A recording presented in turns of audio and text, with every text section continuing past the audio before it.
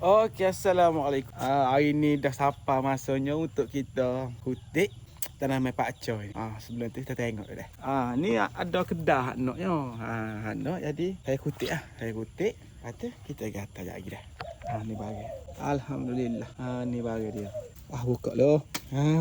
Ni bagi dia. Comel. Janguk lagi. Alhamdulillah. Kita kutip. Lepas tu kita pergi atas. Sini ada 40 pohon. Sini 20 dan sini 20. Kita kutip tu. Dah, jom, let's go. Bismillahirrahmanirrahim. Alhamdulillah, geng. Hari ni kita kutip lah. Lepas tu kita pergi atas lagi dah. Dah, kutip dulu. Bismillahirrahmanirrahim. Ni kecil sikit. Ni yang besar sikit ni. Ada lagi yang besar. Hati kita kutip. Slow. Bismillahirrahmanirrahim.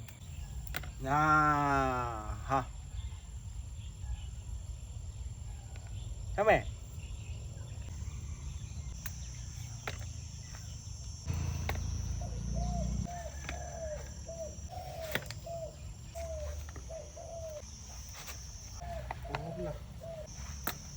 Tiga, 14, 15,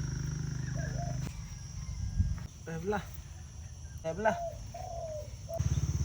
Okey geng, sebelah ni 20 tanaman dan sebelah sana pun 20 tanaman juga.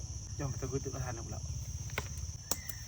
2, 3, 5, 6, 7.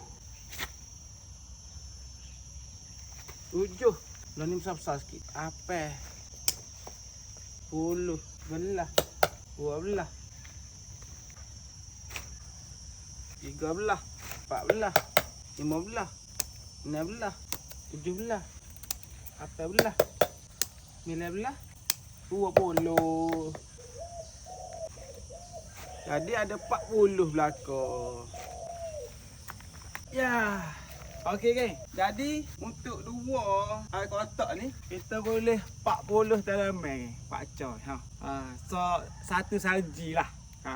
Ni satu saji. 40 semua. Jadi kita atas korang. Kita ajak nak makan sikit tapi biarlah. Kita ada agak lain. Kita atas dulu ni. Dah. Let's go. Yang ni pula ni pakcoy apa saya ni dah. Kebun ni mesti saya check kebun ni.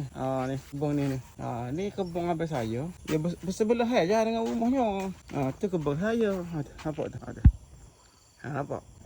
Jadi tua tak ada, tua tu bit ni ada beli ke apa. Jadi Yesus saya kutip dia pergi bui ke Kedah. Jadi saya nak kutip dulu dah. Tata pergi ke Kedah.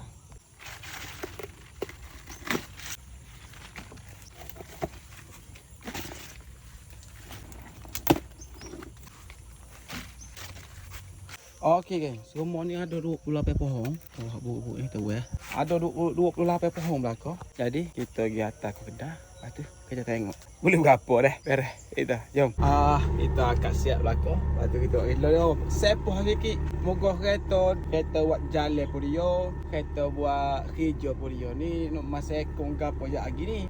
Tengah hari lagi nak masa ekong putih. Lepas tu tak ada lah. Alah cerita hati pula dah. Mana cerita saya ni. Sekejap lagi kita pergi atas. Beres. Kita pergi ke token dah. Ada sopir.